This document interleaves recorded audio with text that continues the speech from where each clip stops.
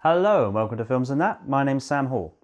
Is the supervillain movie a modern phenomenon? I think we can all agree that Joker isn't the first to do this, but how far back can we go? At the beginning of the 20th century was rife with real-life villains, and Fritz found this as an excellent backdrop for his version of the supervillain. Allow me to introduce you to Dr. Mabuse, a Machiavellian manipulator, powerful hypnotist and master criminal. Dr. Mabuse was a creation of Luxembourg native Norbert Jacques, a pulp novelist, journalist and screenwriter. Lang was the man that brought his sinister figure to life on the big screen, with Norbert's permission. Mabuse was partly inspired by characters like Fu Manchu, who, if you're unaware, was also the inspiration for Dr. No and Ming the Merciless, among others. Much like these characters, Mabuse is sociopathic with a penchant for criminality and cruelty.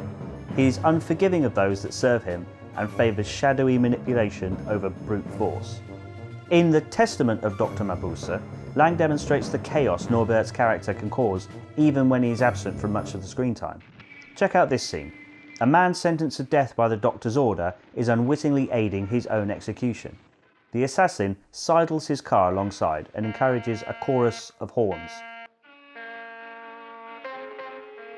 As the target joins in with the frivolity at the traffic lights, the sound of the gun that kills him is drowned out by the noise, and the assassin escapes. This whole scene is like a metaphor for the film as a whole. Mabuse has the power to manipulate others into aiding him into his schemes, ultimately to their own detriment. So perhaps if the other drivers hadn't given in to peer pressure, the opportunity for the assassination would have been missed. Mabuse is more than just a master manipulator. His powers drive other men to madness, giving Lang the opportunity to project their bizarre hallucinations on screen.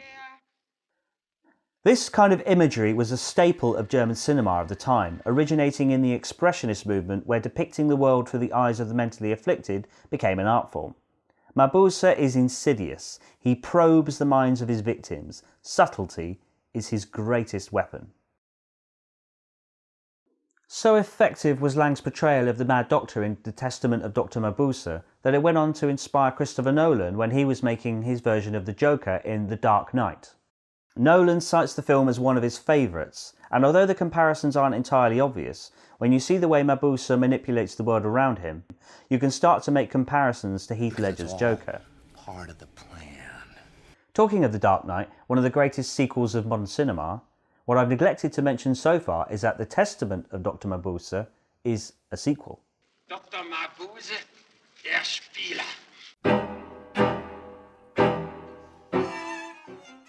So why am I bringing up the sequel first, you might ask? Well, that kind of gets to my overall point. The film is a sequel back when they didn't make sequels. It's not the first film sequel by any means. But nowadays, when the critically maligned yet highly popular superhero genre is effectively built on sequels and prequels, Dr. Mabuse was doing it back in 1933, admittedly a decade after the original Dr. Mabuse, the Gambler. What's more, Testament wasn't even the only sequel. The Thousand Eyes of Dr. Mabuse was released in 1960, meaning Testament was part of a franchise. The huge gaps between each Mabuse film might also be attributed to a hunger for nostalgia, mixing the modern styles with the classics, not entirely unlike Todd Phillips' Joker movie. Furthermore, the hero of The Testament of Dr. Mabuse, namely the maverick Inspector Karl Lohmann, was a character revived from one of Lang's most successful movies, M, released in 1931. Perhaps, due to this piece of trivia, you could argue that the Mabuse franchise is part of a shared universe. So does this make German maestro Fritz Lang, worshipped by the auteurs of the 60s and 70s, one of the pioneers of movie franchises? Well, not exactly, but it just goes to show that despite the recent disdain spilled over the superhero subgenre from the likes of Scorsese and Coppola, it's not exactly a modern phenomenon. The real issue with the industry these days, if it can be called an issue, is oversaturation.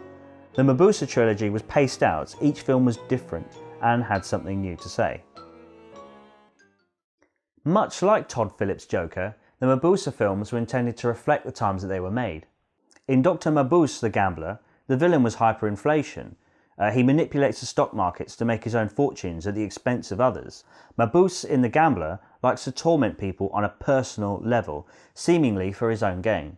But in Testament, his aims are much grander and a great deal more sinister. In Testament, he plays the long game. The head of the asylum in which he is a resident becomes obsessed in unlocking Mabuse's secrets, only to be drawn into his web of criminality. He becomes his sleeper agent, issuing orders to hired goons, all of which are blissfully unaware of who it is they truly serve. Mabuse speaks of his empire of crime, a series of destructive acts with the intent of drawing the masses away from the fragile constitution of democracy and into the arms of a more authoritarian force like that of Mabuse and his legacy. So Lang elected to leave Germany and emigrate to America not long after the film was banned by the Nazis. Lang was not subtle about the political messages of his film whatsoever. But despite this, bizarrely, he was approached by Goebbels not long before leaving and asked to become sort of like the head of the propaganda film arm of the Nazi Party. An offer that he turned down, without any reservation. Lang was actually part Jewish himself.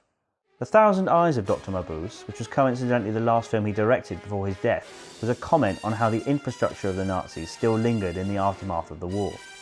The eyes of the film's title references the spying cameras littered around the hotel, prophetic, of course, and also a comment on the voyeuristic nature of Lang's favoured art form. So Lang had his detractors, people that said that the commentary of his films was fabricated after the fact. But I think his strength of his body of work, M in particular, shows that he must have had some intention to reflect the politics of the day. Even so, I think that Testament is more than just an allegory for Nazism. I think that it's safe to say that the Nazis were not the only people to use manipulation as one of their main methods. I'd like to refer again to the infamous traffic assassination scene.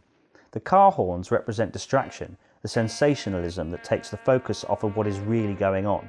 This is more of a comment on human nature, the tendency to jump on the bandwagon. M also makes this point in a much stronger way.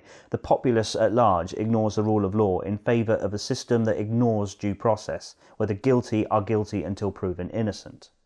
Allegory doesn't automatically make for a deeper cinematic experience. The superhero genre, and by extension the supervillain movie, is awash with political commentary.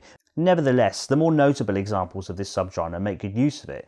It worked well in Dark Knight. Joker wouldn't quite be in the same movie without it, and Dr. Mabuse is defined by it. That doesn't mean Dr. Mabuse isn't escapism, far from it.